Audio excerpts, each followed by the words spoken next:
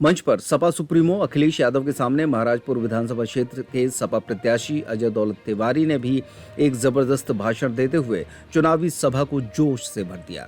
उन्होंने अपने भाषण के दौरान रामधारी सिंह दिनकर की कविता कृष्ण की चेतावनी की कई पंक्तियों का उल्लेख करते हुए कहा कि लगभग एक साल पहले क्षेत्रीय विधायक नीरज दीक्षित ने एक धोखेबाजी के कारण आज हो रही इस चुनावी महाभारत का बीजारोपण किया था।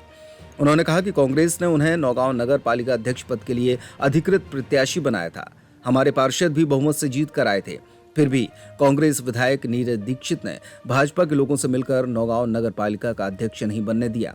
जिस तरह कृष्ण ने पांडव के लिए सिर्फ 5 गांव मांगे थे, उसी तरह मैंने भी उनसे सिर्फ नौगांव नगर की सेवा मांगी थी, लेकिन नीरज दीक्षित ने छल कपट दिखाकर वो सेवा भी छीन ली।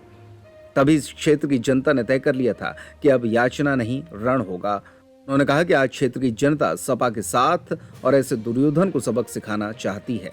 एक साल पहले क्या हुआ था, किस तरह नगर पालिका के चुनाव में जनता की आकांक्षाओं को, जनता की भावनाओं को कुचला गया था।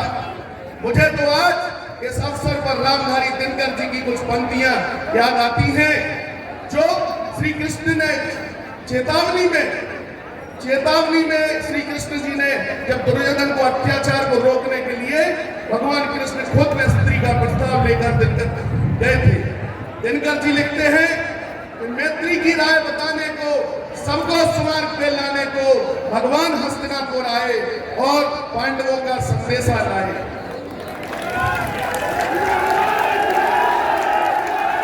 इस विधानसभा में आज का यह युद्ध रोकने के लिए एक साल पहले हमने भी सिर्फ नौगांव की नगर पालिका की सेवा मांगी थी। हमने क्या मांगा था? वही जो कृष्ण ने पांडवों के लिए दुर्योधन से मांगा था कि तो न्याय अगर तो वादा दो, और उसमें भी अगर बाधा हो तो दे दो केवल 5 ग्राम, रखो अपनी धरती तमाम। हम कहीं किसी से खाएंगे पर जन पे पसीना उठाएंगे। पार्टी ने अधिकृत प्रत्याशी बनाया था भैया, हमारे बहुमत के पार्षद आए थे। जनता जनार्दन की भावना थी कि नौगांव नगर का बेटा नगर की सेवा करे, लेकिन एक स्क्रिप्ट लिखी गई बेईमानी की, गद्दारी की। दुर्योधन वो भी दे न सका और आशीष समाज की ले न सका, उल्टा हरि को बांधने चला और जो था असाध उसे साधने चला। तो जब नाश मनुष्य पे छाता है, पहले विवेक मर जाता है।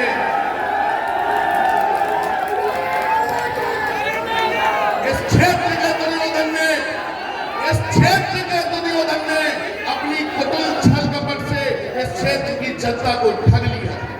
हमने भी उसी दिन तय कर लिया कि जिस जनता की भावनाओं को आपने स्वार्थ के लिए जिस व्यक्ति ने कुचला है, तो सबक तो मिलेगा।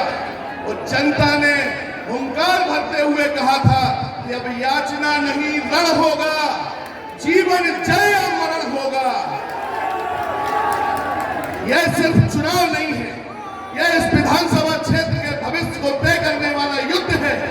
यह युद्ध तय करेगा कि अन्यायी दुर्योधनों को जीतना है या फिर कृष्ण भक्त अर्जुन को जीतना है। यह आपको तय करना है, यह आपको फैसला लेना है, क्योंकि यह चुनाव आने वाली पीढ़ी का चुनाव है। अगर आज आपने साथ नहीं दिया तो आने वाले समय में कोई बेटा आपकी लड़ाई लड़ने को भी तैयार नहीं होगा।